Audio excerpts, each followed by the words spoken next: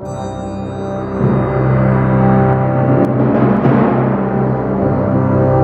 spectre hante le monde, le spectre de l'anarchisme.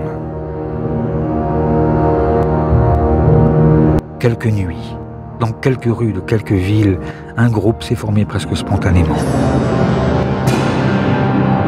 Vêtu de noir, casqué, masqué, le cortège avance comme au hasard, sans rencontrer de réelle résistance. Des drapeaux, des slogans, des regards. Une caméra tenue par l'un des leurs saisit chaque détail.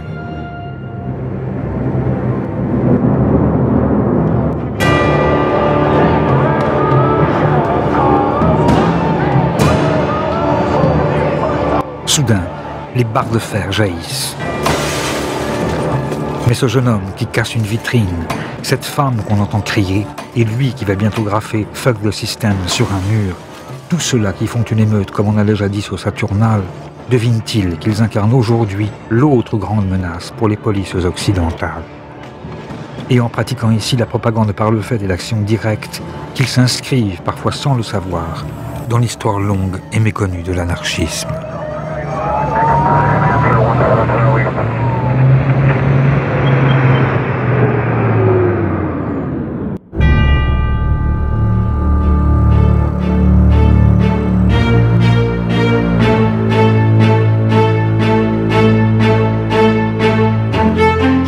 Qui sont-ils? D'où viennent-ils et que pensent-ils? Ceux qui, hier comme aujourd'hui, se disaient anarchistes. Pourquoi, alors qu'ils furent fichés, leurs visages nous demeurent-ils étrangers? Pourquoi leurs pensées semblent-elles confuses et leur histoire si inquiétante? Né du capitalisme, frère ennemi du communisme d'État, l'anarchisme n'a pourtant eu de cesse de souffler son vent de révolte sur le monde. Et si certains libertaires purent se changer en criminels, jouant du revolver ou faisant parler de la dynamite, on oublie qu'ils furent nombreux à proposer des alternatives et entamer des révolutions sur les 5 continents. Mais les pouvoirs ligués les ont partout et toujours réprimés. On les a menés enchaînés à la guillotine ou on les sangla au dossier de la chaise électrique. Et le moindre de leurs châtiments ne fut sûrement pas la réduction de leurs gestes à une chronique de faits divers, ni l'effacement de leur victoire dans la mémoire sociale.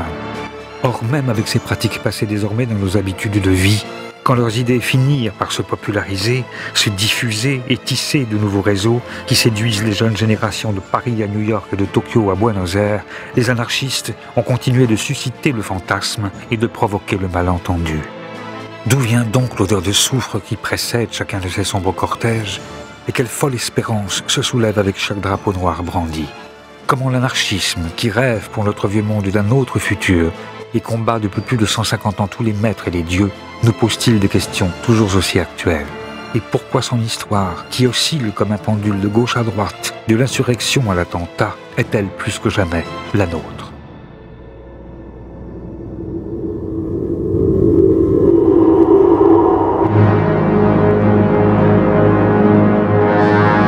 C'est à l'ombre des cheminées des premiers bagnes industriels, dans le cœur encore populaire des cités modernes, au pied des vieux palais changés en nouvelles places financières, que tout a commencé.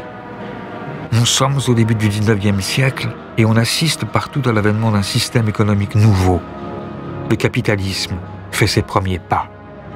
Il impose son modèle de pensée, crée ses grandes industries et bouleverse les paysages. Mais les illusions nées de la première révolution industrielle se dissipent déjà pour laisser apparaître une réalité beaucoup plus crue et plus sombre. Quel est le grand problème du 19e siècle? C'est ce qu'on a appelé, d'un terme très simple, la question sociale. La société se développe, on invente le chemin de fer, on invente d'abord la machine à vapeur, le chemin de fer, le bateau à vapeur, les métiers à tisser. D'une certaine manière, on voit que la société progresse considérablement, l'hygiène, la médecine, tout ce qui va avec. Et en même temps, la misère n'a jamais été aussi effroyable par ceux qui précisément travaillent dans les fabriques, dans les manufactures, dans ce qu'on appellera plus tard les usines. La plupart des penseurs, qu'ils s'appellent Saint-Simon, qu'ils s'appellent Fourier, qu'ils s'appellent Proudhon, qu'ils s'appellent Marx ou Cabet ou Owen, on peut aligner tous les noms que l'on veut, tous se posent la question comment résoudre la contradiction.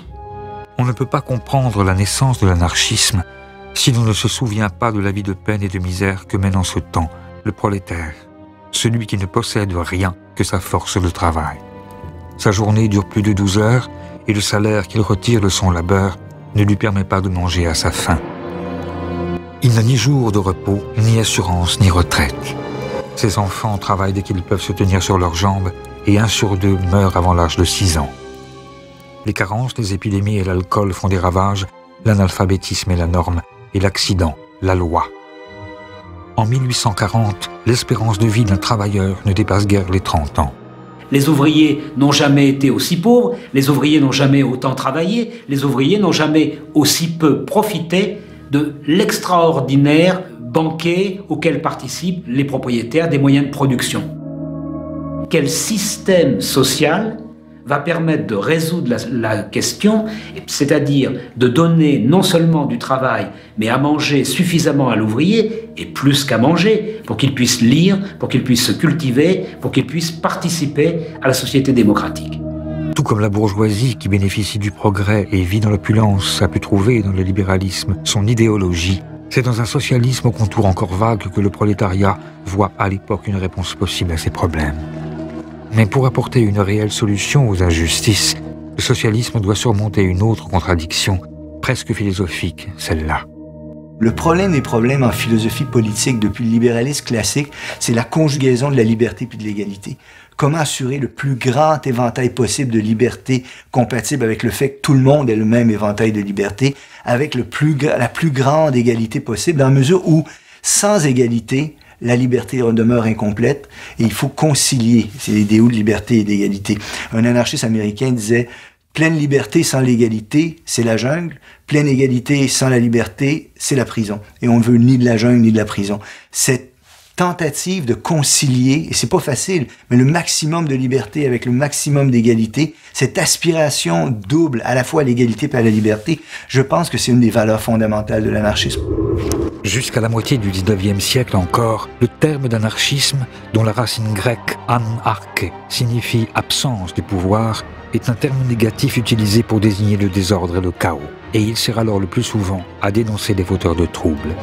Mais même si l'anarchisme avait pu avoir des précurseurs comme Diogène de Sinope, Thomas Müntzer, Mary Wollstonecraft, Ando Shoeki, comme le libre penseur Sade ou Théophile de Viau, les utopistes comme Godwin, Owen ou Fourier, des révolutionnaires enragés comme Gracchus Babeuf ou Sylvain Maréchal et des contemporains comme Stirner, en décidant de reprendre le terme à son compte, c'est Pierre-Joseph Proudhon qui s'en sert alors pour définir une position politique révolutionnaire et charger soudain l'anarchisme d'une valeur positive.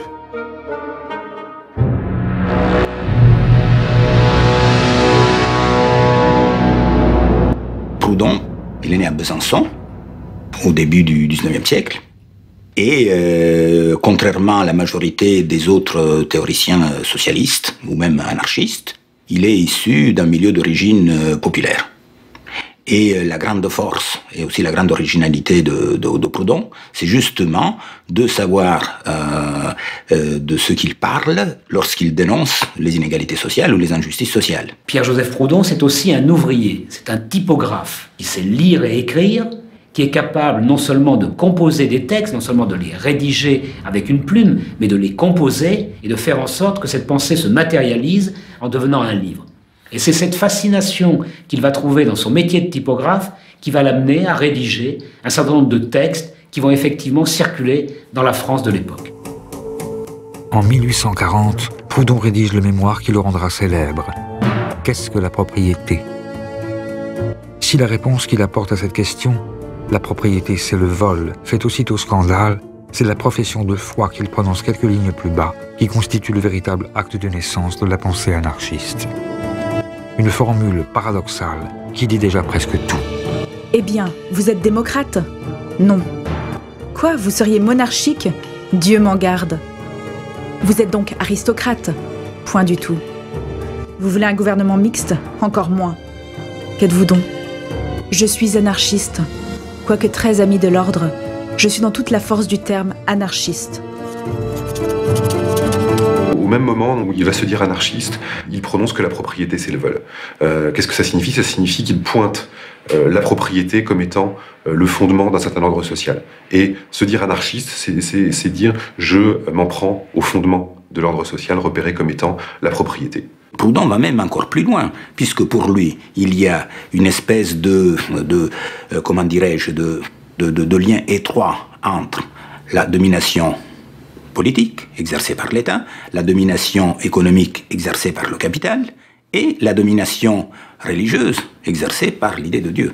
Et donc Proudhon est véritablement le père de l'anarchie, puisque c'est le seul qui relie ensemble ces trois formes de domination, et il pense qu'il faut les détruire en même temps si on veut effectivement changer de structure sociale. Si pour changer de structure sociale, Proudhon prône la destruction des pouvoirs, il n'est pas partisan de la violence révolutionnaire. Il imagine plutôt tout un système mutualiste dont sa banque du peuple pourrait être le premier jalon. Sa pensée n'en est pas moins attaquée de toutes parts. Il est critiqué, caricaturé, interdit. Pourtant, ses œuvres voyagent et son anarchisme séduit rapidement les socialistes du monde entier. Comme ce jeune docteur en philosophie, Karl Marx, qui écrit alors qu'il le considère comme le nouveau héros du mouvement ouvrier européen. Ou plus loin, aux marges de l'Europe, dans la lointaine Russie, où le comte Lev Nikolaïevitch Tolstoï emprunte à Proudhon le titre de l'un de ses essais pour nommer son nouveau livre « La guerre et la paix ». Mais c'est avec Mikhail Bakounine, un ancien cadet passé par toutes les prisons d'Europe et plusieurs fois condamné à mort, que l'anarchisme va devenir une pensée, à proprement parler, révolutionnaire. Si c'est Proudhon qui utilise pour la première fois le terme anarchiste, Bakounine est peut-être une figure plus importante dans la formulation définitive des idées, dans la mesure où il ajoute aux idées de Proudhon le principe de la révolution. À la différence de Proudhon, en effet, Bakounine prône l'insurrection. Selon lui, la seule manière d'abolir l'État et le capitalisme, c'est une révolution armée.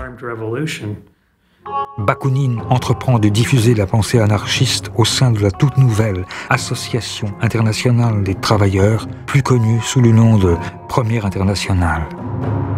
Cette association, créée en 1864 à Londres, qui affirme que l'émancipation des travailleurs doit être l'œuvre des travailleurs eux-mêmes et qui rassemble à ses débuts plus de 2000 ouvriers, brosseurs, terrassiers, doreurs, charpentiers, menuisiers venus du monde entier, apparaît en effet aux yeux du révolutionnaire russe comme la plateforme idéale pour parachever le projet anarchiste et le faire connaître au monde. À chaque congrès, on discute des moyens de production. Est-ce qu'il faut les collectiviser? Est-ce que chacun a droit d'avoir ses propres moyens de production? Est-ce que ça doit être commun? Est-ce qu'il faut des coopératives? Est-ce qu'il faut des collectivités? Qu'est-ce qu'on fait de l'héritage? Qu'est-ce qu'on fait de l'argent? Quel est le rôle des femmes? Etc. Enfin, tout un ensemble de problèmes qui a jusque-là jamais été abordé. Mais depuis la mort de Proudhon, entre Bakounine, qui apparaît comme l'héritier du père de l'anarchisme, et Marx, qui, lui, avait rompu depuis longtemps avec l'auteur de la philosophie de la misère, les débats dégénèrent. Et leur querelle, autant personnelle que politique, divise bientôt le mouvement socialiste. Trois grands courants émergent. Un courant réformiste, assez minoritaire, qui ne croit pas aux vertus de la révolution. Un courant marxiste, que les anarchistes qualifient d'autoritaire, qui pense que l'ordre nouveau s'imposera grâce à la dictature du prolétariat. Et enfin, le courant anti-autoritaire ou anarchiste de Bakounine, qui prône l'insurrection et la destruction définitive de tout l'appareil étatique. Pour les anarchistes comme pour les marxistes, le communisme est une société sans État, mais les marxistes estiment qu'ils peuvent utiliser l'appareil étatique d'oppression pour construire une société nouvelle, alors que les anarchistes pensent que l'État doit être supprimé dès la révolution sociale, après quoi viendra le communisme. Marx pensait qu'il fallait un parti centralisé, avec une structure hiérarchisée qui serait capable de mobiliser les gens pour prendre le pouvoir, et puis ensuite utiliser ce pouvoir pour créer le socialisme. Bakounine en raison des idéaux anarchistes auxquels il adhère, en raison de sa méfiance du pouvoir et de l'autorité, est convaincu que c'est une erreur colossale que de penser comme ça. Il a à peu près cette expression prenez le plus grand révolutionnaire, mettez-le sur le trône de toutes les Russies et vous en ferez un tyran dans quelques années. Je prédis, c'est à peu près sa formulation, qu'en Russie, si la révolution qui se produit prend la forme que Marx souhaite, on verra arriver une terrifiante bureaucratie rouge. De manière inattendue, c'est dans les profondes vallées du Jura helvétique que ces conceptions reçoivent leur écho le plus favorable. Et l'invitation que la Fédération des ouvriers horlogers du Val de Saint-Imier lance à Bakounine est le début d'une histoire particulière que la Suisse continue d'entretenir avec l'anarchisme. Les récits d'époque témoignent d'une séduction réciproque, vraiment. Ils sont... Bakounine parle toute la nuit, les gens l'écoutent, après on pousse les chaises et les tables et puis on danse dans le café où a eu lieu la conférence, on partage le thé, on fume des pipes et on n'arrête pas de discuter. Il reste plusieurs jours.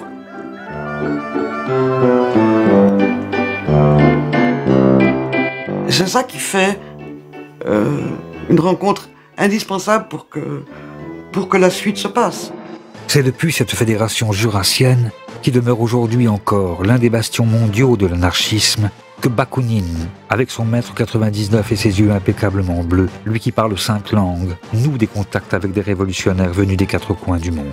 Comme les Suisses James Guillaume ou Waldemar Schwitzgebel, les Italiens Malatesta et Cafiero, l'Allemand Johann Most, les frères Élie et Élisée Reclus, le Belge Victor Dave, l'Espagnol Anselmo Lorenzo, ou un peu plus tard, le prince russe Kropotkin, qui deviendront bientôt tous des figures du mouvement. Et grâce à eux, l'anarchisme s'internationalise et devient la pensée la plus populaire parmi les différents courants du socialisme. Pour être honnête, et même en comptant large, le nombre des marxistes à cette époque dans l'international était seulement de 1000 membres. Alors que les anarchistes, eux, étaient beaucoup plus nombreux. Il y en avait 60 000 en Espagne, 15 000 au Mexique, et leur fédération était bien plus puissante. Devenus effectivement majoritaires en nombre d'adhérents au sein de l'Internationale, les émules de Bakounine et de Proudhon sont particulièrement nombreux en France aussi. Quand éclate la Commune de Paris en 1871, les anarchistes sont donc aux premières loges. Et avec les autres révolutionnaires, ils se lancent à corps perdu dans l'insurrection. C'est un grand espoir, c'est un grand rêve. Tout à coup, une ville entière qui devient autonome, qui se défait des maîtres, qui se défait du vieux monde, qui réinvente tout. Pendant 73 jours, Paris s'insurge, fusille quelques généraux, brûle les cadastres, renverse les vieilles idoles et rend le pouvoir au peuple. Sur les ruines de l'ordre ancien, oubliez les divisions au sein de l'Internationale, les révolutionnaires essaient tous ensemble de bâtir un monde meilleur. On donne à chacun selon ses besoins, on nourrit les indigents, on alphabétise les illettrés, on soigne les infirmes. On sépare l'Église et l'État. Les arts redeviennent accessibles à tous, les femmes s'éduquent, votent et disposent de leur corps, et la ville fonctionne presque sans gouvernement. La Commune à la lettre n'est pas un événement anarchiste. Mais c'est la première tentative de destruction intégrale de l'État, de destruction immédiate de l'État. Il y a l'idée d'un seul coup d'un soulèvement et d'une prise en main à l'échelle d'une capitale de la vie économique, politique par la population elle-même. Même si la Commune n'est pas anarchiste, ceux qui se disent anarchistes ou ceux qui vont le devenir, comme Louise Michel, sont en première ligne. Et quand le mouvement s'étend aux grandes villes françaises, Bakounine en personne vient participer à l'insurrection lyonnaise. Il abolit l'État, l'espace de quelques jours, et croit lui aussi que le grand soir est enfin arrivé. Mais déjà, le pouvoir contre-attaque. Les communards élèvent des barricades et se préparent au combat. Au cours d'une longue semaine, dans le Paris d'Haussmann, une guerre civile a lieu où les travailleurs, hommes, femmes et enfants, affrontent une troupe armée et entraînée. Et la terreur contre-révolutionnaire est à la hauteur de l'effroi que la Commune a jeté dans les rangs de la bourgeoisie. La troupe fusille au hasard. La fine fleur du prolétariat est coupée. Paris se change en un immense charnier. Un massacre dont on n'a pas idée aujourd'hui. On a longtemps discuté sur le nombre de morts. 25 000, 30 000, c'est probablement plus près de 20 000. Mais tuer avec les fusils de l'époque mettons 20 000 personnes en une semaine, c'est quasiment impossible. Ça veut dire que si on a arrêté de tuer le 28 mai 1871, c'est parce que la terre de Paris, parce que les caniveaux, parce que les égouts n'arrivaient plus à absorber le sang. La brutalité de l'écrasement de la Commune de Paris a choqué beaucoup d'ouvriers en Europe et dans le reste du monde. Et les anarchistes se sont dit, si l'État peut agir de la sorte, alors nous aussi nous avons le droit d'agir de la même façon. Ils se sont dit qu'il ne pouvait pas y avoir de changement pacifique. Parce que si on agit de manière pacifique, on est massacré, comme ont été massacrés les communards. Si vous êtes pacifiste, on vous exécute. Une part de la relève anarchiste est assassinée au cours de la semaine sanglante. Une autre est condamnée à la déportation dans les bagnes calédoniens. Les rares qui échappent à la mort et au châtiment de l'État connaissent l'exil et la misère. Les marxistes profitent de leur diminution pour achever de les exclure de l'international. Mais l'anarchisme survit. Traqué, grimé, Bakounine parvient à s'enfuir. Il rassemble ses dernières forces en Suisse, à Saint-Imier, dans sa forteresse jurassienne, pour y sceller un pacte qui marquera officiellement la naissance de son mouvement. À ce moment-là, ils sont une quinzaine, 12 jeunes gens qui ont entre 20 et 30 ans, qui viennent d'Espagne, d'Italie, de Suisse, et il y en a 3 qui sont un peu plus vieux qu'eux. Il y a Bakounine, un Espagnol et Gustave le Français, un communard. Et il crée une nouvelle organisation. Les historiens ne la mettent pas dans la liste des internationales. Enfin, c'est une nouvelle organisation. Hein. La dénomination qui lui est donnée et qui sera reprise à l'époque a le mérite d'une grande clarté. C'est l'international anti-autoritaire. Qui adopte toute une série de dispositions dans lesquelles on affirme clairement que le premier des devoirs de l'Association internationale des travailleurs, c'était la destruction de tout pouvoir politique. C'est-à-dire qu'à ce moment-là, clairement, il y a pour la première fois une création d'une organisation qui se fixe explicitement des objectifs anarchistes. À Saint-Imier, en signant un pacte d'amitié, de solidarité et de défense mutuelle, les anarchistes prennent leur indépendance. Ils se dotent d'une charte, d'une organisation et d'un programme. Horizontalité dans l'organisation et anti-autoritarisme, radicalité révolutionnaire et internationalisme, athéisme, liberté de parole et de pensée, égalité de tous et refus du jeu des partis, tous les aspects de la pensée libertaire sont rassemblés ici pour la première fois. Les anarchistes y inventent même une nouvelle arme dont l'emploi généralisé aurait la capacité de détruire tout pouvoir politique et de précipiter la révolution. L'instrument, le moyen de la révolution, c'est la grève générale. C'est un terme nouveau qui naît là, avec Saint-Imier. Alors ça n'est pas encore le syndicalisme, ça n'est pas encore moins en termes de comme concept, hein, l'anarcho-syndicalisme, mais tout y est là, tout est en place. Le but, c'est pas d'exister ou de se perpétuer, c'est d'aller à une révolution.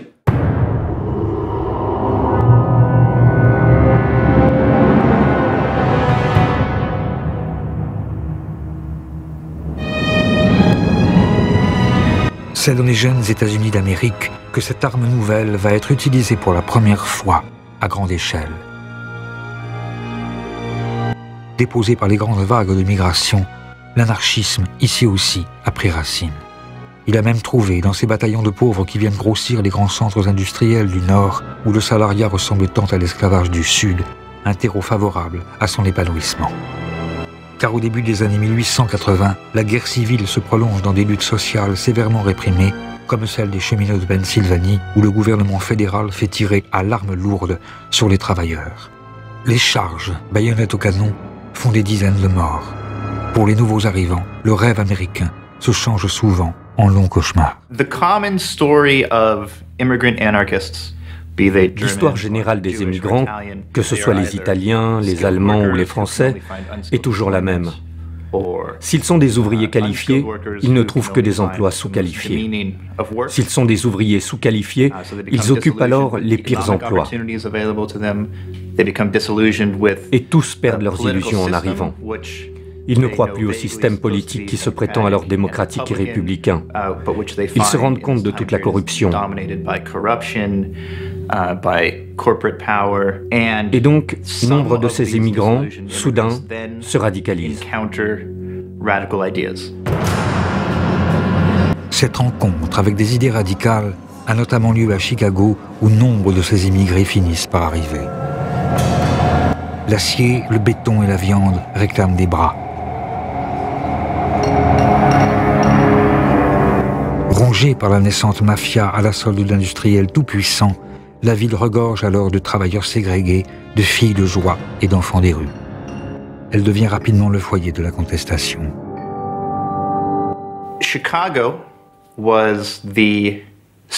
Chicago était le foyer de l'anarchisme aux États-Unis dans les années 1880. Les relations de travail dans cette ville étaient très dures. Il y avait peu de place pour la négociation et les compromis. Les tensions étaient très fortes. Elles opposaient les ouvriers qui vivaient dans une effroyable misère et l'élite économique locale qui refusait tout type de concessions. Inspiré par la nouvelle stratégie anarchiste, en 1886, un 1er mai, qui n'est encore qu'une date parmi d'autres, un mot d'ordre de grève générale est lancé. 340 000 travailleurs se rassemblent pour exiger la journée de 8 heures. La police disperse violemment les manifestants. Les murs se recouvrent d'appels à la vengeance. Le surlendemain, les anarchistes organisent une manifestation de protestation sur la place de Haymarket. Cet événement devient fondateur dans l'histoire du mouvement ouvrier. Les leaders anarchistes ont pris la parole.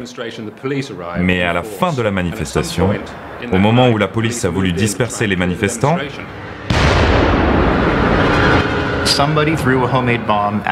quelqu'un a jeté une bombe.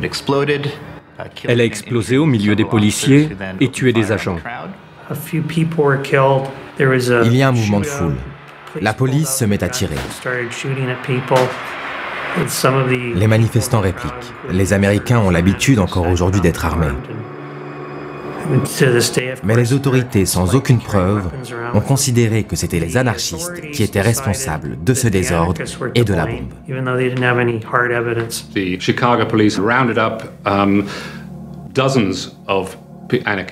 par la suite, la police de Chicago a raflé des dizaines et des dizaines d'anarchistes. Certains d'entre eux n'avaient même pas manifesté cette nuit-là. C'est vraiment un exemple classique de réaction. La police de Chicago a utilisé cette bombe pour justifier une répression beaucoup plus globale. 8 anarchistes sont accusés d'avoir jeté la bombe. Dans sa plaidoirie, le procureur reconnaît à demi-mot leur innocence. Nous savons que ces 8 hommes ne sont pas plus coupables que les milliers de personnes qui les suivaient, mais ils ont été choisis parce qu'ils sont des meneurs. Messieurs du jury, faites d'eux un exemple, faites-les pendre, et vous sauverez nos institutions et notre société. Sur les 8, 5 sont condamnés à mort. Louis Slings se suicide en prison. Les 4 autres, August Spies, George Engel, Adolf Fischer et Albert Parsons, sont pendus. Ce n'est qu'en 1893 que le gouverneur de l'Illinois a innocenté les anarchistes qui avaient été pendus. Il a confirmé que c'était le chef de la police de Chicago qui avait tout organisé, et même sans doute commandité l'attentat pour justifier la répression qui allait suivre. Ça a provoqué une immense colère, non seulement parmi les anarchistes, mais parmi les humanistes du monde entier. Ce procès avait été inéquitable. Et les anarchistes de Haymarket sont devenus des martyrs pour tous les anarchistes et tous les socialistes. Et par la suite, on pouvait voir leurs portraits partout, dans toutes les organisations ouvrières, non seulement en France, en Grande-Bretagne, mais jusqu'en Amérique latine. Le retentissement mondial de l'affaire d'Haymarket a pour conséquence l'adoption du 1er mai comme journée internationale des travailleurs. Dans les années qui suivent, des manifestations ont lieu partout, emmenées par les anarchistes. Mais c'est en France que le massacre de Chicago va faire entrer l'anarchisme dans une nouvelle ère. Celle des bombes et de la propagande par le fait.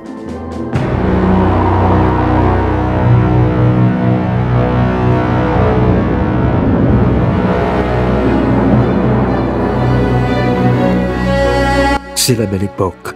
Depuis la Commune, Paris s'est reconstruite et n'a jamais aussi bien porté son surnom de ville lumière et de cité des arrêts de l'amour. Elle est la première place financière, occupe le centre d'un empire colonial en pleine expansion et demeure encore pour quelques années la capitale du monde. La bourgeoisie triomphe et la jeune démocratie enorgueillie peut, en commémoration des 100 ans d'une révolution française déjà vidée de son sens, inviter l'Occident à visiter sa grande exposition universelle. Entre deux palais de la guerre et des industries et une Bastille flambant neuve reconstruite pour l'occasion, les curieux peuvent assister à une remise en scène spectaculaire du massacre des nations indiennes ou se promener nonchalamment dans les allées larges et grillagées des tout nouveaux zoos humains. Ici, le marxisme est encore très minoritaire et l'anarchisme reste le seul mouvement de masse révolutionnaire. Louise Michel, qui est revenue des Bagnes calédoniens où elle a été convaincue par les thèses libertaires, multiplie les conférences, organise des manifestations et lui donne même son nouvel emblème. On considère en gros que Louise Michel est l'inventeur du drapeau noir. Lors d'une manifestation des sans-travail à Paris en 1883, Louise Michel va utiliser un chiffon noir, un signe d'emblème. Et elle justifiera son geste lors de son procès. Le drapeau noir, c'est à la fois un drapeau de deuil et un drapeau qui marque la spécificité des anarchistes. En fait, en réalité, les choses sont un petit peu plus compliquées, puisqu'au même moment, on trouve à Lyon un journal qui s'intitule explicitement Le Drapeau Noir. Je crois que c'est le premier qui s'appelle Le Drapeau Noir. J'ai filmé Le Drapeau Noir. C'est une photocopie. Mais quand même. Mais il y a une chose quand même extrêmement importante qu'il faut savoir, c'est que ce n'est pas parce que Louise Michel arbore son chiffon noir, ce n'est pas parce que le journal de Lyon va s'appeler Le Drapeau Noir que le drapeau noir est immédiatement annexé par les anarchistes. Et donc, dans un premier temps, l'utilisation du drapeau noir reste minoritaire. Le drapeau des anarchistes, c'est le drapeau rouge. Ça ne fait pas plaisir à beaucoup de libertaires ou à beaucoup de marxistes, mais ça, c'est la réalité. L'Internationale, en revanche, la chanson qui deviendra l'hymne du Parti communiste, elle, et que vient d'écrire Eugène Pottier, a été dédiée à l'origine à Gustave le Français, un anarchiste signataire du pacte de Saint-Imier.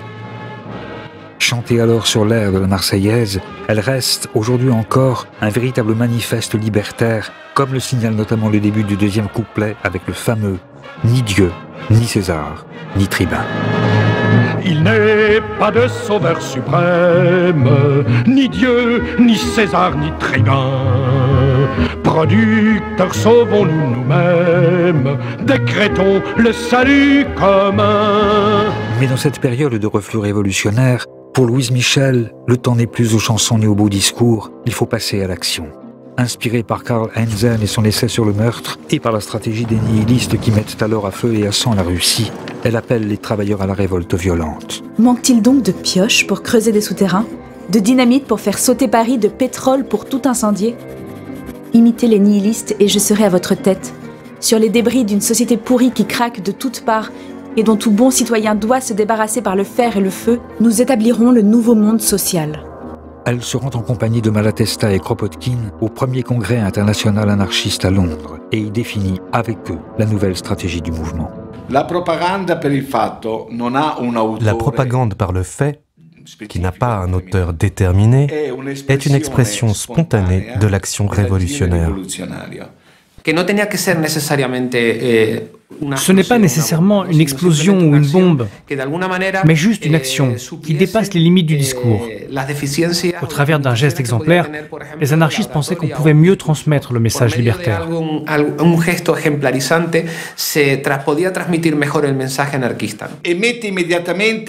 Et puis ça met le révolutionnaire au défi. Il ne s'agit pas de faire comme ces révolutionnaires qui parlent et laissent agir les autres. Là, le révolutionnaire agit et il fait la preuve par les faits de sa crédibilité. Cette conception selon laquelle une action d'éclat pourrait créer l'étincelle révolutionnaire qui enflammera l'Occident convainc notamment un certain François Königstein, dit Ravachol. Il adhère au mot d'ordre de Louise Michel et Kropotkin, qui sont, avec Malatesta, les nouveaux théoriciens de l'anarchisme et qui ont appelé à la révolte permanente par la parole, par l'écrit, par le poignard ou la dynamite. Ravachol voit lui aussi dans la toute nouvelle invention de Nobel l'outil idéal pour détruire le vieux monde. Il se forme à la manipulation de la nitroglycérine et à la suite de la répression féroce des premières manifestations du 1er mai en France, sa révolte se changeant soudain en fureur, il décide de passer à l'action. Le 1er mai 1891, les anarchistes décident de faire une journée de lutte et d'action. Pas une journée de défilé ordonné comme c'est devenu de nos jours. Et donc, il y a des échauffourées à Clichy, où les flics tapent sur les anarchistes et les anarchistes tapent sur les flics. Et puis, à Fourmies, dans le Nord, il y a une fusillade contre les femmes et les enfants qui sont devant le cortège. Et il y a plusieurs morts. Et c'est à cause de ça que Ravachol pose des bombes. Comme un symbole, Ravachol place ses bombes artisanales boulevard Saint-Germain et rue de Clichy. Devant les portes des appartements du juge et de l'avocat général qui ont condamné à de lourdes peines de prison 3 manifestants anarchistes, il dépose des valises. Les dégâts sont impressionnants. Ces bombes n'ont tué personne. Elles n'étaient que la réponse à la condamnation des manifestants anarchistes de Clichy. Mais la police française, les médias en France, mais aussi au Royaume-Uni et dans le reste du monde, ont alors fait de Ravachol, qui n'aurait pas dû être un personnage important de l'histoire de l'anarchisme, la face sombre du mouvement, son versant destructeur. Le mythe de l'anarchiste poseur de bombes vient de naître. Ravachol fait peur, on le traque. La préfecture se dote d'armes nouvelles. La police se réinvente en scientifique. L'une des premières fiches anthropométriques de l'histoire est réalisée, son portrait s'étale à la une de tous les journaux, et grâce aux nouveaux moyens de communication, son nom résonne dans le monde entier. Le Petit Parisien, le Petit Journal, le Journal et le Matin, les 4 journaux qui tirent entre 700 000 et plus d'1 million d'exemplaires par jour, les unes notamment de leur supplément de Domenico le dimanche, font tout pour faire peur dans les chaumières. Mais de façon effectivement générale, ces attentats n'ont pas provoqué immédiatement une réaction hostile de toute l'opinion publique. Bien au contraire, Ravachol recueille même plutôt la sympathie du peuple, pour lequel il devient une sorte de héros, comme Mandrin aux cartouches, un vengeur auquel on écrit, sur l'air de la Carmagnole, des chansons. Dansons la Ravachol, vive le son, vive le son. Dansons la Ravachol, vive le son de l'explosion. Pour devenir un exemple de pure révolte, l'anarchiste doit payer de sa personne. Ce n'est pas le terroriste qui fait son attentat et s'enfuit. Au contraire, l'anarchiste doit affronter à visage découvert la société et devant le tribunal revendiquer ses actes. Il doit se servir de son procès comme un formidable mégaphone et faire résonner partout le nom de l'anarchisme.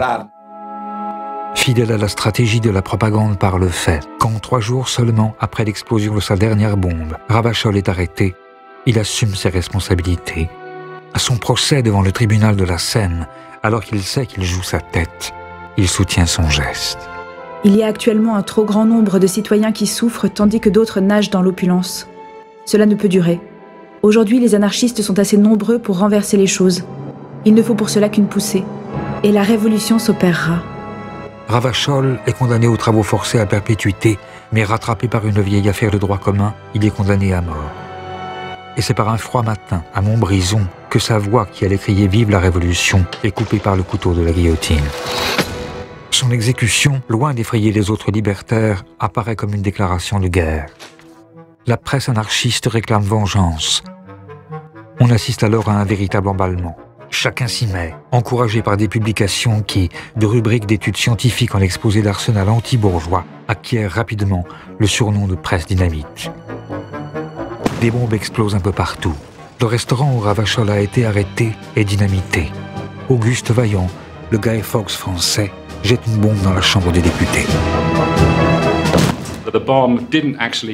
Les bombes de Vaillant, elles non plus n'ont tué personne. Elles ont cassé 3 ongles et fait de légères blessures. Pourtant, même s'il n'a tué personne, on le condamne à la guillotine et Vaillant est exécuté. Et sur sa tombe, on retrouvera des fleurs et même un petit mot qui disait « Vaillant, tu seras vengé.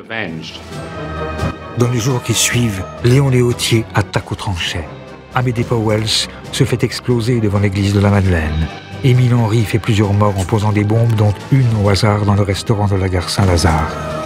On dynamite Faubourg Saint-Jacques, rue Saint-Martin, rue de Vaugirard, à Lyon, Angers, Le Havre, Amiens, Marseille.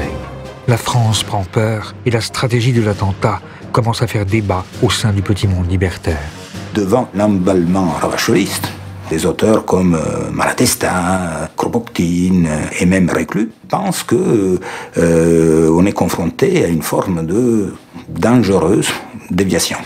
C'est-à-dire qu'ils ne peuvent pas accepter que l'on puisse commettre n'importe quel geste, n'importe quel attentat au nom de l'anarchie. Si la stratégie de l'attentat fait débat parmi les révolutionnaires, ce sont des avant-gardes artistiques que viennent les derniers soutiens aux propagandistes par le fait.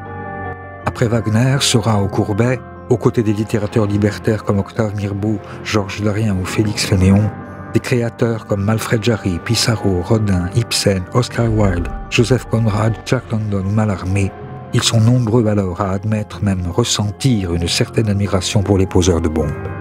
Je vais d'ailleurs citer au fond un seul d'entre eux, mais pas le moindre, Émile Zola.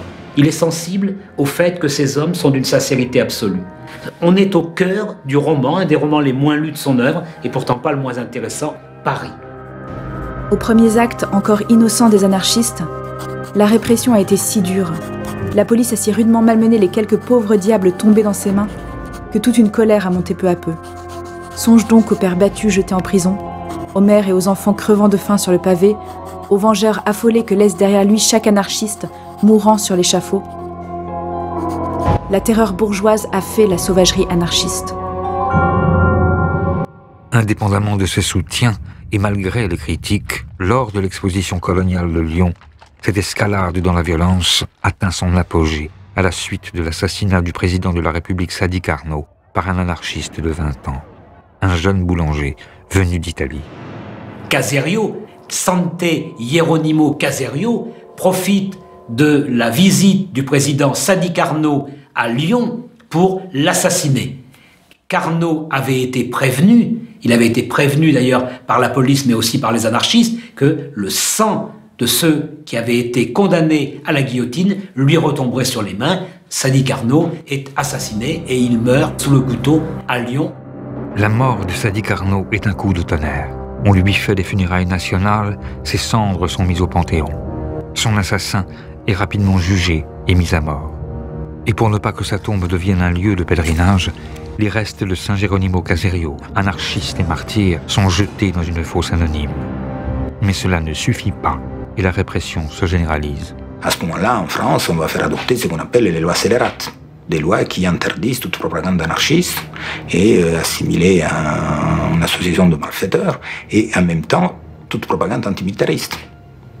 Et donc, il y a une mise en fiche de la quasi-totalité des militants, qui est réalisée à ce moment-là, y compris des malheureux qui étaient tout simplement abonnés à telle ou telle revue libertaire. Né à Kharkov, Julien Turin, né à Bordeaux, Cohen, Joseph, Mickey, Ferdinand, Gauthier Jean-Joseph, né à Grenoble, policier, Grand Didier Alfred, Delors, né à Saint-Denis, Jean-Baptiste, peintre en né à bâtiment. Marvechol, typographe, Martis, Richard. En même temps, c'est des informations ahurissantes. Les anarchistes très dangereux, quand on les connaît, c'est un ouvrier horloger du Val de Saint-Imier qui prononce quelquefois des phrases un peu incendiaires, mais qui de nous n'a jamais dit pendez-les tous ou mort aux flics, mort aux vaches.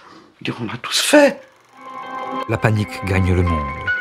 Les rumeurs les plus folles courent de ministère en consulat. Les anarchistes complotent. Ils sont une menace pour la sécurité des nations. À l'image des États-Unis d'Amérique, les gouvernements se dotent de lois contre le péril noir.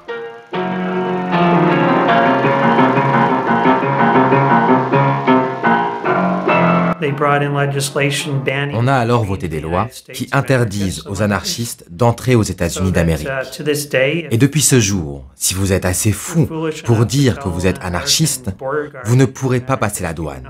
On vous l'interdira. Oui, c'est à ce moment qu'ont commencé ces lois qui criminalisent les gens juste pour leurs idées politiques. L'idée d'une conspiration terroriste, d'une conspiration internationale, est alors apparue. C'est la première fois que le concept de guerre à la terreur était utilisé.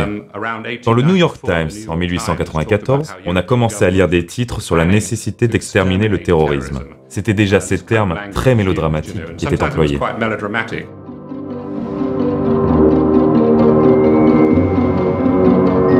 Pour faire la guerre à cette internationale noire tout imaginaire, une bien réelle internationale policière se met en place. Les gouvernements de 21 pays organisent la Conférence internationale pour la défense sociale contre les anarchistes, où sont jetées les bases de ce qui deviendra Interpol. À Rome, en 1898, a lieu la conférence anti-anarchiste qui rassemble tous les gouvernements. Parce que tous les gouvernements, les rois, les princes, sont tous terrorisés à l'idée de se faire assassiner par un anarchiste. Mais tout ça ne sert à rien, puisque le 29 juillet 1900, en Italie, le roi Umberto Ier est assassiné par un anarchiste, Gaetano Bresci.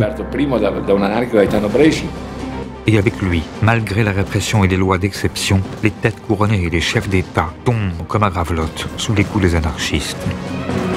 Le tsar de Russie, les présidents d'Uruguay, d'Équateur, du Salvador. En Espagne, le président du Parti conservateur et au Portugal, le roi et le prince héritier sont tués. À Genève, Luigi Lucchini poignarde l'impératrice Élisabeth d'Autriche, plus connue sous le nom de Sissi. À Madrid, le président du Conseil espagnol est assassiné. Et ainsi de suite, jusqu'à la guerre où Alexandros Kinas tue le roi des Grecs et Gavrilo Princip, l'archiduc d'Autriche et sa femme. Mais face à la propagande par le fait des anarchistes, l'État fait de la propagande. Et quand il se trouve des entrepreneurs malins, l'anarchisme peut aussi servir à faire la promotion de ses petites affaires.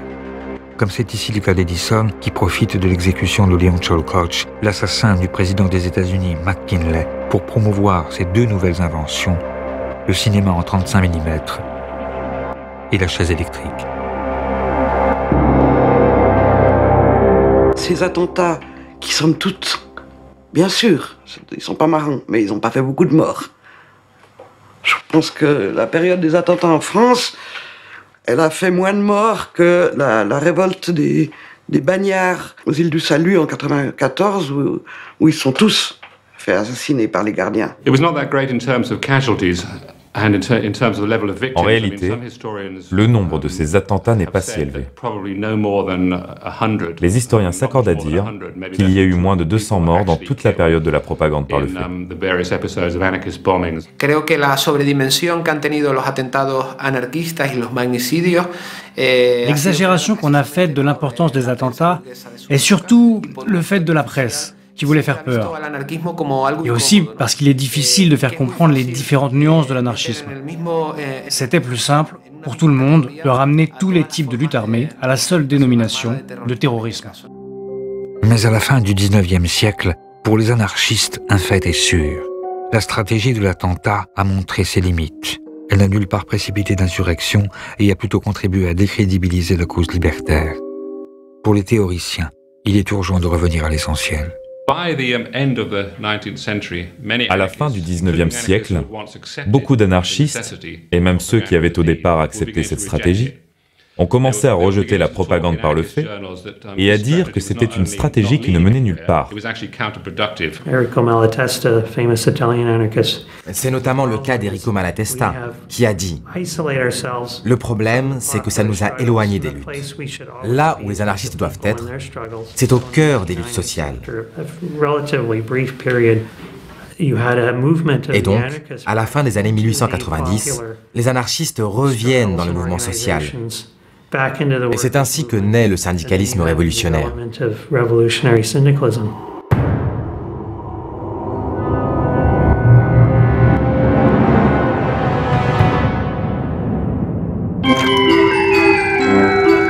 Depuis quelques années, un peu partout, les travailleurs ont conquis le droit de s'organiser en syndicats. Mais c'est avec la création des bourses du travail, puis de la CGT, qu'anarchisme et syndicalisme vont fusionner pour donner naissance au syndicalisme révolutionnaire, que l'on désignera plus tard sous le terme d'anarcho-syndicalisme.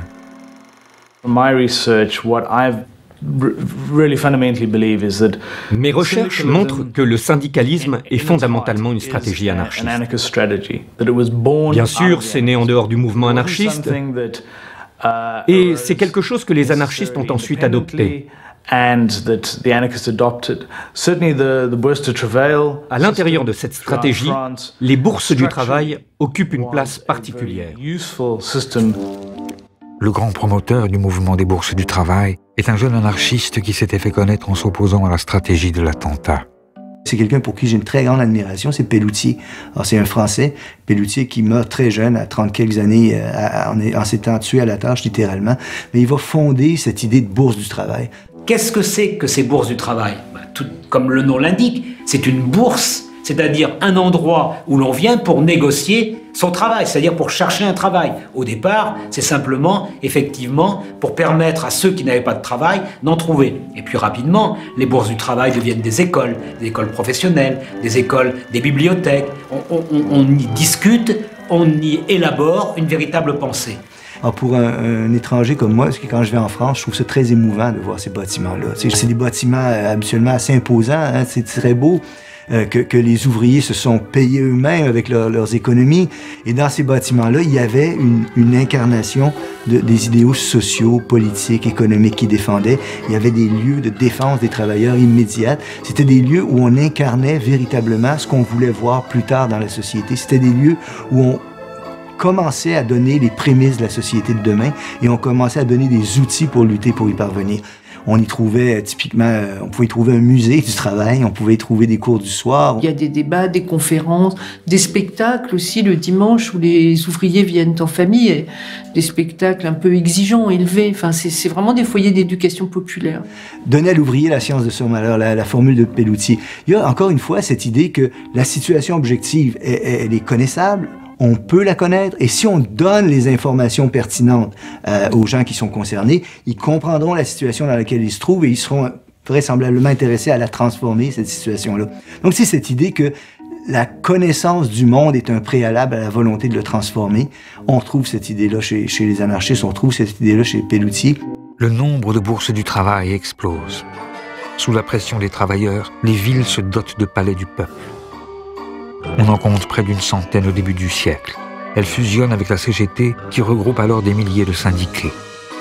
S'ils ne sont pas tous libertaires, loin s'en faut, il se donne pour secrétaire aux fédérations Émile Pouget, un anarchiste consommé qui considère lui aussi que c'est le syndicat et non le parti politique qui doit avoir un rôle central, stratégique et révolutionnaire. C'est l'âge d'or, au fond, du mouvement syndical. On est bien dans le syndicalisme d'action directe, dans ce que je préférerais appeler même le syndicalisme autosuffisant. Il n'y a pas besoin de relais politique. Il n'y a pas à distinguer ce qui relève du politique avec des élections, avec des partis qui, par le vote, obtiendraient un certain nombre de réformes, et puis le syndicat qui se contenterait au fond des réformettes ou des petites mesures qui ne concernent que les travailleurs de telle usine. Non. Le syndicalisme doit être capable de rebattre toutes les cartes et de changer radicalement la société. Cette conception globale du rôle du syndicat amène les anarchistes à refuser la stratégie des urnes. Le vote, loin de leur apparaître comme l'exercice d'un droit, est bien plutôt conçu comme une légitimation de l'ordre établi. À chaque élection, ils prônent un abstentionnisme radical. Ils savent bien que le vote, c'est une arme tout à fait illusoire, que ça change rien, dans la mesure, notamment, où dans la meilleure des démocraties, les 10 représentants du peuple n'ont aucun compte à rendre au peuple qui les a élus. C'est pas un refus de la démocratie, c'est une contestation de ce qu'on nous donne habituellement comme étant la démocratie. Alors, ils imaginent des manières de fonctionner. Alors, dans les mouvements anarcho-syndicalistes, il y avait des délégués, mais ils étaient révocables en tout temps. Alors, c'est une façon différente de penser la politique. Pour changer les choses dans cette manière différente de penser la politique, les anarcho-syndicalistes préfèrent utiliser l'arme forgée à la suite du congrès de Saint-Imier. Et c'est ainsi que partout dans ce XXe siècle naissant, on voit fleurir le même mot d'ordre, grève générale. L'idée peut paraître simpliste vue d'aujourd'hui, mais elle est en même temps révolutionnaire. Si toutes les usines s'arrêtent de travailler, comment les capitalistes pourront-ils continuer à toucher leurs capitaux, à toucher leurs dividendes, puisqu'il n'y aura plus rien? Et si tout le monde en même temps fait la grève, ça suppose pour certains, l'économie de l'insurrection. La société s'écroulera d'elle-même sans qu'il soit besoin d'une violence extrême, puisque la bourgeoisie ne pourra pas faire front. Ce sera déjà la société sans État, puisque l'État n'aura plus de raison d'être. C'est pas l'idée, au fond, de tuer ou de mettre en prison les bourgeois, les capitalistes. C'est les tuer dans leur essence de capitalistes. S'il n'y a plus de capitaux produits, il n'y a plus de capitalistes. En revanche, le capitalisme, lui, tue. Comme à Courrières en 1906, où a lieu l'une des plus grandes catastrophes de l'histoire ouvrière. À la suite d'un coup de grisou et d'un coup de poussier, les mines s'enflamment. Afin de préserver le gisement de charbon, les propriétaires bouchent la mine. Plus de 1500 mineurs sont pris au piège des flammes, des gaz et de l'obscurité. Seuls 24 en reviendront. Aussitôt, les mineurs se mettent en grève. Les femmes en tête réclament justice. Les anarchistes sont en première ligne. Clémenceau, qui vient d'être nommé ministre de l'Intérieur, envoie la troupe. 20 000 soldats chargent les manifestants. En réponse, pour le 1er mai 1906, les syndicalistes libertaires de la CGT exigent la journée de 8 heures et appellent à la grève générale.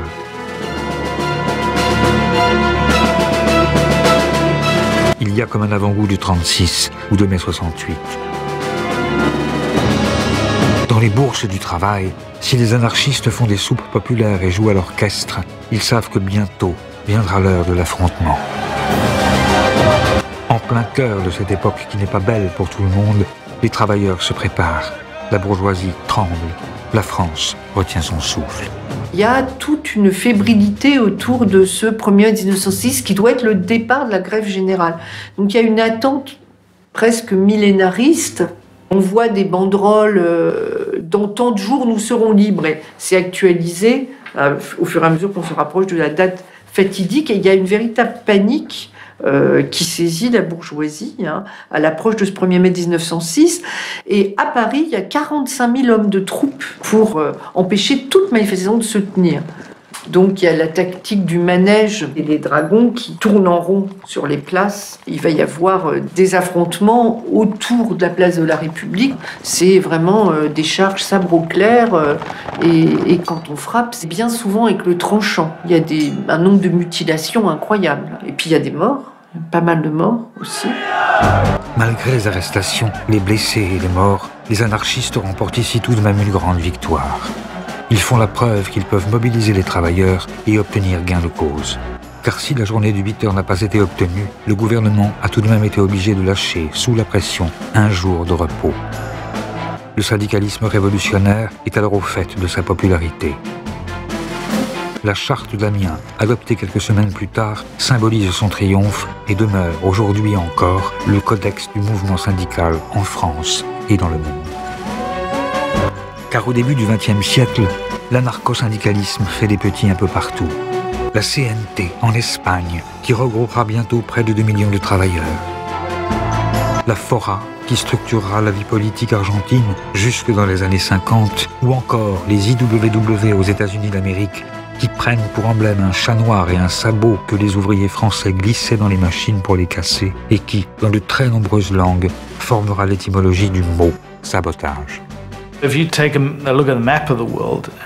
Si vous prenez une carte du monde, alors vous verrez que le mouvement anarcho-syndicaliste s'est développé dans toute l'Amérique latine et dans toute l'Europe. Si l'on parle d'une présence certes minoritaire, mais avec une influence énorme, alors vous trouverez l'Europe de l'Est, l'Afrique du Nord et jusqu'en Extrême-Orient.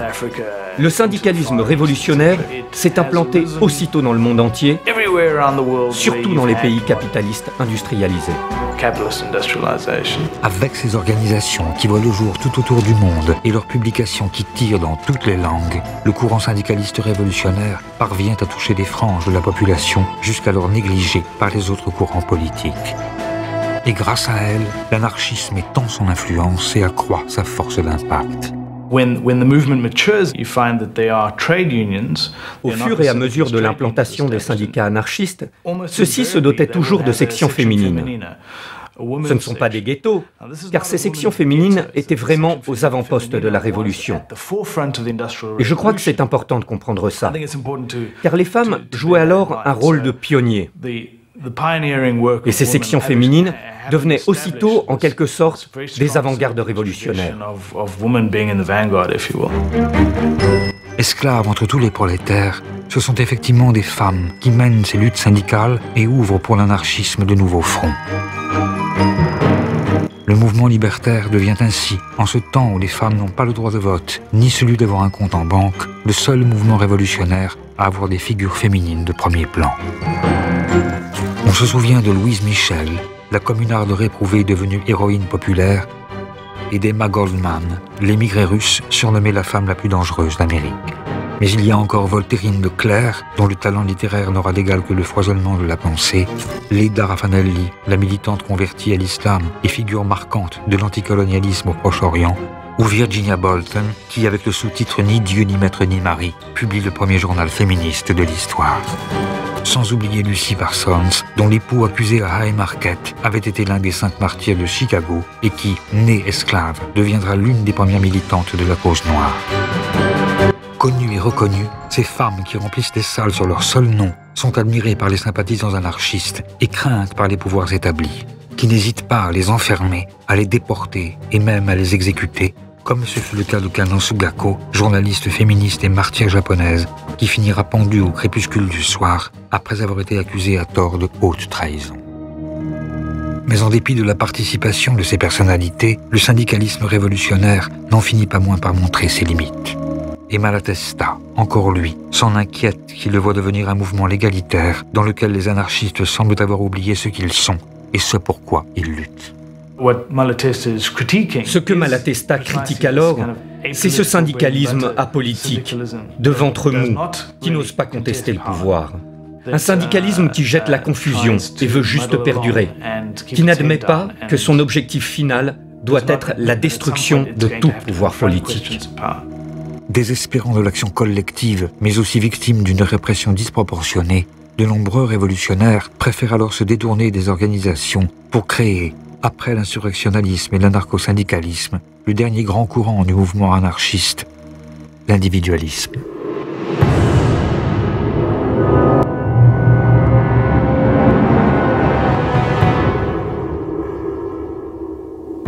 Descendants des Lumières et héritiers du romantisme, les individualistes sont les enfants terribles de leur temps. Ils lisent Nietzsche et Stirner, prônent une objection de conscience généralisée et entendent mener immédiatement, en rupture avec les principes autoritaires en cours dans la société, une existence pleine et entière.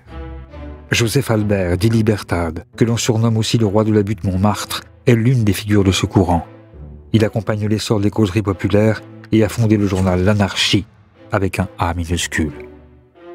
Libertad est une très grande figure. Alors, il écrit dans l'anarchie, donc on a un certain nombre de textes. Ça fait pas de lui un théoricien, hein. C'est des textes très émotionnels aussi. Mais c'est surtout un très grand orateur. Il était mutilé, il marchait avec des béquilles, et malgré son infirmité, il était un cogneur, un redoutable bagarreur. Et tout le monde le craignait.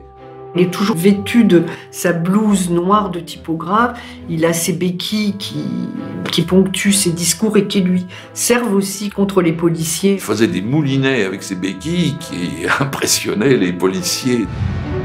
Même s'il est bagarreur et souhaite à ses lecteurs pour chaque année nouvelle que crève le vieux monde, Libertad, tout comme ces libertaires bohèmes qui peignent sur les pentes de Montmartre, n'empêche pas l'action violente pour autant. C'est des gens dont j'ai examiné les trajectoires cas par cas. Et ce qu'ils veulent, c'est pouvoir travailler de leurs mains, mais aussi de leur tête, enfin, être des hommes complets. Ils veulent avoir la vie bonne, ce qu'ils estiment être la vie bonne, et ce qui est très loin de la vie facile, hein, d'ailleurs, aujourd'hui, maintenant, ici et maintenant. Si les individualistes recherchent le bonheur, ils savent que l'émancipation individuelle passe aussi par la défense des libertés de tous et de chacun. C'est la raison pour laquelle ils prennent part à tous les combats de leur temps. Ils sont en première ligne contre les pogroms et parmi les premiers à soutenir l'innocence du capitaine Dreyfus. Ils sont à l'avant-garde de la bataille pour la laïcité et militent pour la séparation de l'Église et de l'État. Ils font fermer les bagnes pour enfants, ils inventent ce que l'on n'appelle pas encore les luttes affinitaires et s'attaquent à toutes les formes de domination. L'impérialisme, le sexisme et le patriarcat, le racisme et tous les types de ségrégation qu'induisait déjà le monde du travail à cette époque. Depuis les formes les plus intimes d'oppression à l'intérieur des familles jusqu'au plus global, les anarchistes se sont mis alors à toutes les combattre. Ce désir global de changement qui conduit les individualistes à rejeter le travail, la famille, la patrie, tous les fondements de la morale bourgeoise, les amène à proposer des alternatives de vie. Et ces pratiques nouvelles qu'ils inventent alors font d'eux aussi de vrais révolutionnaires. Ça va concerner absolument tous les aspects de la vie, la sexualité, l'éducation, les vêtements, donc ils vont prôner la nudité, les femmes vont abandonner le corset, les chapeaux, tous les vêtements contraignants. À la place du mariage, ils vont préconiser l'union libre, ou alors certains, l'amour libre. Et éventuellement plural, il n'y a pas d'inconvénient à aimer plusieurs personnes à la fois, et pour les femmes et pour les hommes. Enfin ça c'est la doctrine, bien sûr dans les faits, il y a beaucoup de grincements de dents et de souffrances. Bien qu'ils soient individualistes, ces anarchistes ne s'en regroupent pas moins. Et à défaut de changer le monde, ils décident de changer d'univers. Ils créent dans les villes des Athénées libertaires ou des colonies agricoles à la campagne. Un peu partout, malgré les manques, les rigueurs et le harcèlement policier, ils partent mettre en cohérence leurs idées et leurs actes, préfigurant le retour à la nature des années 70. Ils trouvaient une espèce de grange à l'abandon au fin fond de la Picardie, et puis décidaient qu'ils allaient faire un milieu libre là-bas et vivre dans l'autonomie. Ils faisaient ça sans un sou. Quand nous, on a fait des communautés dans les années 70, où les jeunes qui refont ça, le retour à la nature, bah, ils ont tous les surplus de la société actuelle qui permettent de vivre avec 4 sous.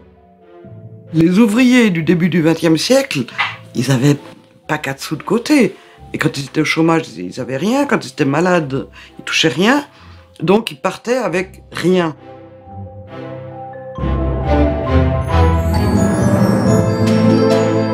Alors il y a des gens qui émigraient aussi. Il y a des communautés au Paraguay, au Costa Rica, sur des îles de Polynésie française. Donc là, effectivement, la vie est peut-être un peu plus facile. On peut cueillir des mangues et des papayes, survivre avec un petit bout de tissu autour des hanches. On voit alors partout des colonies se créer, en Belgique, aux États-Unis, ou comme ici en Palestine, où des individualistes juifs fondent de Gania la mère des kibbutzim. Mais c'est effectivement en Amérique latine que de véritables villes libertaires voient le jour. Il y a la Nouvelle-Australie où s'installa notamment Mary Gilmore, ou encore la Colonia Cecilia, fondée au Brésil par Giovanni Rossi et un groupe d'anarchistes italiens, dont il ne reste qu'une seule image. Pendant 4 ans, ces libertaires abolissent les hiérarchies, la religion et l'argent, s'organisent en conseil, s'aiment librement et chantent des chansons. Terra di ladri, coi miei compagni vado in esilio e tutti uniti a lavorare formeremo la colonia sociale e tu borghese ne paghi il fio, tutto precipita, re patria e Dio e l'anarchia forte e gloriosa e vittoriosa trionferà, sì trionferà. Mais l'anarchie ne triomphe pas, et ces colonies, véritables contre-sociétés qui devaient être le germe du monde nouveau, ferment les unes après les autres.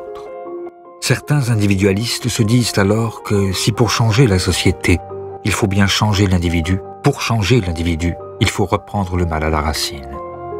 Or, selon eux, l'école bourgeoise inculque dès l'origine aux enfants des valeurs autoritaires et centralise tous les dispositifs de pouvoir. Il faut donc s'y attaquer et y porter la révolution. Ils se font alors éducationnistes réalisateurs et conçoivent des pédagogies nouvelles où l'antique paideia se mêle aux principes libertaires. La tâche de l'anarchiste, c'est d'être un éducateur. C'est-à-dire, il faut en quelque sorte faire l'homme nouveau avant de faire la société nouvelle. Il y a une très grande exigence d'élévation intellectuelle, sensorielle, physique même. Il ne néglige aucun des aspects de la vie. Des expériences de nouvelles formes d'éducation fleurissent aussitôt à travers le monde.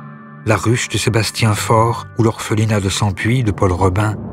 Mais l'une des plus complètes est l'école moderne, fondée en Espagne sur des principes anti-autoritaires par Francisco Ferrer. Francisco Ferrer est un pédagogue anarchiste très important. Il a créé le mouvement des écoles modernes. L'idée était de faire une éducation séculaire, laïque, non seulement à destination des enfants, mais aussi des adultes, basée sur des relations égalitaires entre les élèves et les professeurs. C'est une éducation intégrale, c'est-à-dire qu'elle doit être à la fois manuelle et intellectuelle. L'enfant doit savoir à peu près tout faire. Elle est fondée exclusivement sur l'usage de la raison, c'est-à-dire on ne veut rien imposer à l'enfant de l'extérieur. Nous ne craignons pas de le dire. Nous voulons faire des hommes dont l'indépendance intellectuelle sera la force suprême, qui ne se soumettront jamais à rien, capables de discerner ce qui est bon et qui aspireront à vivre 1000 vies en une seule. La société craint de tels hommes et il ne faut pas attendre d'elles qu'elles soutiennent jamais une éducation capable de les produire. C'est ça qui est fascinant quand on lit les anarchistes sur l'éducation, et à mon avis, c'est parmi les rares théoriciens de l'éducation qui sont conscients de ça, ils se méfient d'eux-mêmes. Ils ont une telle méfiance à l'endroit de l'autorité illégitime, y compris en éducation, que leur réflexion sur l'éducation comporte une profonde réflexion sur les risques d'endoctrinement que porte leur projet. Alors vous allez lire des mots, je cite presque textuellement, « Rappelons-nous toujours que nous ne voulons pas faire de bons petits anarchistes. Méfions-nous toujours de notre propre pouvoir sur les enfants. Nous tentons de faire des hommes libres. Il se pourrait qu'ils pensent autre chose que nous plus tard. C'est à ça qu'on reconnaîtra qu'on a véritablement fait des hommes libres. » Ces écoles laïques et libertaires, où les enfants posent en cagoule, suscitent bien sûr le fantasme, et leur succès inquiète autant le clergé que la bourgeoisie. Il faut arrêter au plus vite Francisco Ferrer, leur fondateur qui s'est pourtant toujours opposé à toute forme de violence. Une occasion est trouvée au cours de la semaine tragique de Barcelone de l'inculper à tort. Il est très vite visé par la répression, qui en 1909 l'accuse d'avoir fomenté la grève générale de Barcelone et le condamne à mort. Il va y avoir une solidarité internationale qui va se développer sur tous les continents, aux États-Unis, en Australie, en Europe, dans toutes les grandes villes d'Europe. Il y aura des manifestations pour empêcher l'exécution, il y aura des pétitions, il y a même des gouvernements qui vont intervenir pour demander au gouvernement espagnol de l'épargner, mais Ferrer est exécuté. Et alors, quelques heures après son exécution, des foules se rassemblent partout dans les grandes villes, mais notamment à Paris. L'émeute parisienne sera la plus spectaculaire de toutes, le 13 octobre 1909 exactement. Il va y avoir une émeute d'une intensité extraordinaire. Les terrassiers, qui sont vraiment la fleur du prolétariat de cette époque, arrivent pioche à l'épaule, dépavent les avenues, mettent à nu les conduites de gaz, les percent, les enflamment. Paris est transformé en brasier. L'assassinat de Ferrer par la justice espagnole, qui provoque les échauffourées les plus violentes depuis la Commune, a ses équivalents dans le monde entier. Il y aura celui de Kotoku au Japon quelques mois plus tard, ou ceux de Sacco et Vanzetti aux États-Unis d'Amérique, qui déclencheront tous d'immenses mouvements de solidarité internationale. Car si les États n'hésitent pas à tuer des humanistes, c'est qu'au début du XXe siècle, le monde semble sur le point de basculer. Rien qu'en 1905, on compte une révolution en Russie, des manifestations insurrectionnelles en Allemagne, en Italie, au Royaume-Uni, un vendredi rouge en Hongrie, une rébellion en Crète, une grève générale en Pologne, une semaine rouge au Chili, un mouvement de masse en Inde, le commencement de l'ère de la violence populaire au Japon, des soubresauts révolutionnaires en Mongolie ou encore une révolution constitutionnelle en Perse. Et partout, les anarchistes sont à la manœuvre. Mais malgré ces larges mobilisations, comme à Macédoine lors de l'insurrection à la fois nationaliste et libertaire d'Ilinden, tous ces mouvements sont noyés dans le sang. Et c'est dans ce contexte de répression généralisée, on l'oublie trop souvent, que certains individualistes vont reprendre la voie des armes, comme au temps de la propagande par le fait, mais avec, cette fois, la conscience de la vanité de leurs gestes et l'assurance de la tragédie qui les attend.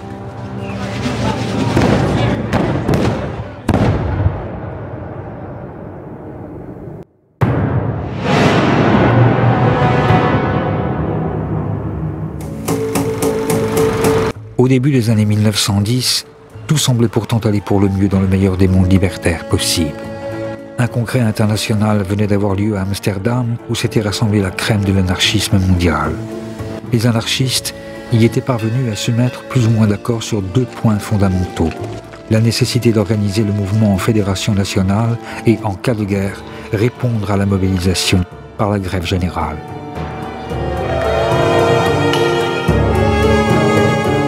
Au Mexique, une révolution, la première de ce XXe siècle naissant, venait d'éclater avec ses accents libertaires qui ravivaient les espérances révolutionnaires.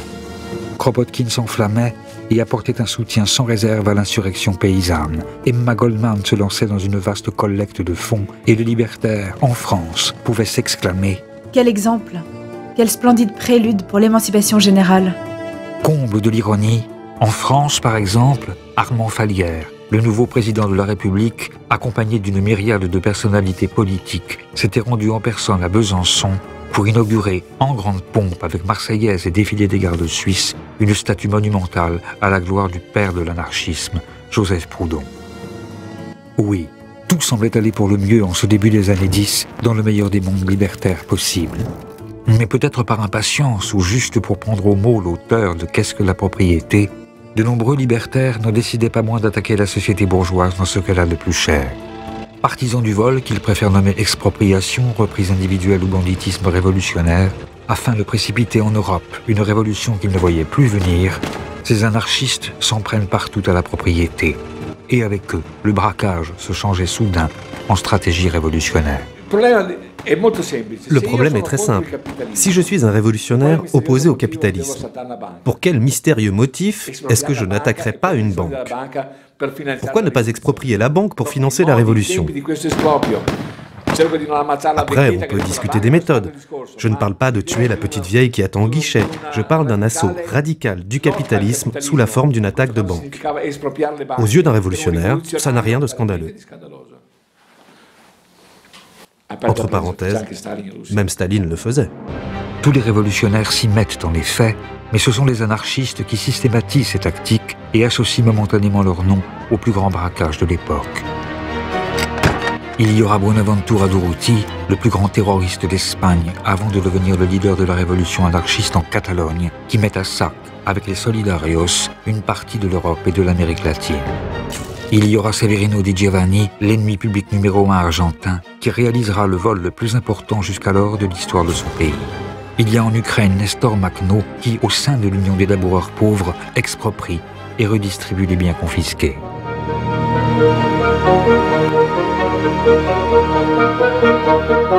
Le plus pittoresque, le plus intéressant, c'est sans doute Marius Jacob. Il a créé une petite bande, n'est-ce pas, de cambrioleurs qui avait pour but de voler les exploiteurs du peuple, les parasites de la société, c'est-à-dire qu'ils choisissaient leur cible, ils ne volaient pas n'importe qui, mais avant tout les militaires, les prêtres, les magistrats et les grands propriétaires. Dans la mesure du possible, sans violence aucune, et même avec une certaine élégance, puisqu'il peut laisser des petits messages ironiques à destination de ceux qu'il a cambriolés.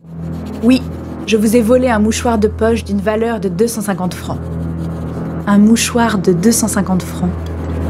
N'est-ce pas une insulte à la misère ? Marius Jacob, l'anarchiste cambrioleur, qui, bien qu'ayant commis plus de 500 cambriolages, gardait pour lui juste de quoi vivre, servira de modèle à Maurice Leblanc pour concevoir son personnage d'Arsène Lupin.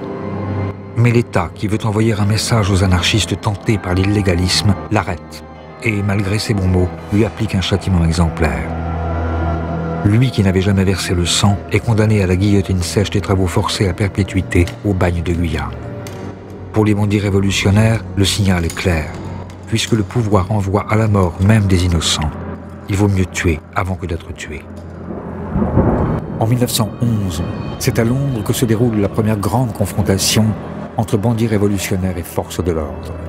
Pendant plusieurs heures, au cours de ce que l'histoire de l'anarchisme a retenu sous le nom de bataille de Stepney, un siège a lieu au Sunset Street. À l'aube, le quartier est entièrement bouclé.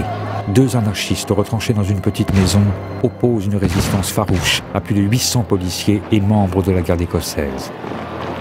Les opérations sont dirigées par le ministre de l'Intérieur, un certain Winston Churchill, que l'on voit ici à gauche, en haute forme. Ne parvenant pas à les déloger, Churchill fait donner l'artillerie et incendie la maison. Les deux révolutionnaires meurent brûlés vifs. Les actualités ont envoyé leurs caméras et une foule considérable s'est massée pour assister au spectacle. Mais était-il ici, parmi les curieux, ce jeune mécanicien dont la légende dit qu'il était à l'époque le chauffeur à Londres de Conan Doyle? Un fait est sûr, c'est en revenant en France l'année suivante qu'il décide de passer à l'action en formant une bande dont le nom va bientôt faire trembler l'Europe, la bande à Bono. Les bandits tragiques, je préfère cette appellation, parce que premièrement, c'est pas une bande soumise à l'autorité d'un chef, et si chef il y avait, je vois pas pourquoi ce serait Bono plus qu'un autre. Ils sont des militants anarchistes, des militants individualistes, convaincus, avec un passé de lutte derrière eux, comme le jeune Octave Garnier, par exemple, qui a été emprisonné à la suite d'une grève de terrassiers, durement frappé par la police, et qui a trouvé dans l'individualisme ce qu'il cherchait, finalement. Austères, doctrinaires, dont la vie est exemplaire, ces hommes ignorent le tabac, l'alcool, le jeu et le bordel. Ils fréquentent le journal L'Anarchie, dirigé par Victor Serge. Mais c'est grâce à leur connaissance de la mécanique qu'ils vont d'abord entrer dans l'histoire en étant les premiers à utiliser la voiture pour commettre leur braquage. Leurs prises sont bien maigres et ne permettent pas de financer la révolution. Mais leurs attaques se caractérisent par une violence indiscriminée. Sur leur passage, le nombre de morts explose. Leurs têtes sont mises à prix. La presse offre une prime de 100 000 francs à qui permettra leur capture. Les toutes nouvelles brigades du Tigre se mettent à leur trousse. Mais loin d'avoir peur, les bandits défient la société. Et Octave Garnier va même jusqu'à écrire aux responsables de la 3e brigade, dite brigade des anarchistes. Je sais que cela aura une fin. Dans la lutte qui s'est engagée entre le formidable arsenal dont dispose la société et moi, je sais que je serai vaincu. Je serai le plus faible. Mais j'espère vous faire payer cher votre victoire. Ils savaient qu'ils étaient condamnés à mort, ils se savaient condamnés. C'est un acte parfaitement désespéré. Ils l'acceptaient. Absolument. Absolument. Dans tout ce qu'on lit, on ne remarque aucun symptôme de peur, on ne remarque aucun début de fuite, enfin rien du tout. Rien. Ils ont dit, nous attaquons la société. Elle est assez horrible. Je crois qu'ils n'avaient pas mal de raison de la considérer comme horrible à cette époque-là. Nous l'attaquons. Nous l'attaquons et nous irons, enfin tranquillement, ils disaient toujours, mais nous irons, c'est la guillotine qui nous attend, ou la mort, enfin peu importe. Ils le savaient. C'est assez extraordinaire. Mais malgré l'admiration relative et ultérieure qu'aura pour eux Jacques Brel, qui interprétera dans un film paru en 1968 l'un des membres de la bande à Bono, la geste des bandits tragiques s'achève le 28 avril 1912 dans la proche banlieue de Paris. Ça se termine par un siège qui oppose des hommes seuls à une troupe d'1 millier d'hommes, avec 10 000 spectateurs autour, d'ailleurs, venus assister à la lie de ces hommes traqués. Ils se battent comme des lions jusqu'au bout, toute la nuit, comme la petite chef de Monsieur Seguin avec le loup, avec aucune chance de s'en tirer, et ils le savent. Et c'est ça qui fait d'eux, je dirais, des sortes de propagandistes par le fait. La geste des bandits tragiques s'achève le 28 avril 1912 dans la proche banlieue de Paris. Ici aussi, les actualités sont conviées au spectacle. Une fois n'est pas coutume, c'est la police qui pose des bombes. Les opérations terminées, les corps des anarchistes sont exposés comme autant de trophées de chasse. Cette affaire marque les esprits et signe momentanément la fin du banditisme révolutionnaire en France. Bono, comme nombre d'illégalistes, devient peu à peu une figure controversée, tantôt rejetée, tantôt réintégrée dans la mémoire anarchiste au gré des périodes et des nécessités. Plutôt que de considérer les gestes de la bande à Bono comme étant un véritable mouvement de protestation, si on veut, moi personnellement, je pencherais plutôt pour l'hypothèse que c'est la manifestation d'un échec. C'est-à-dire que ce sont des épisodes qui peuvent attirer une espèce de curiosité morbide, mais en fait, en réalité, restent des épisodes marginaux. Et en ce qui concerne la bande à Bono, c'est de la marginalité d'un groupement qui était marginal.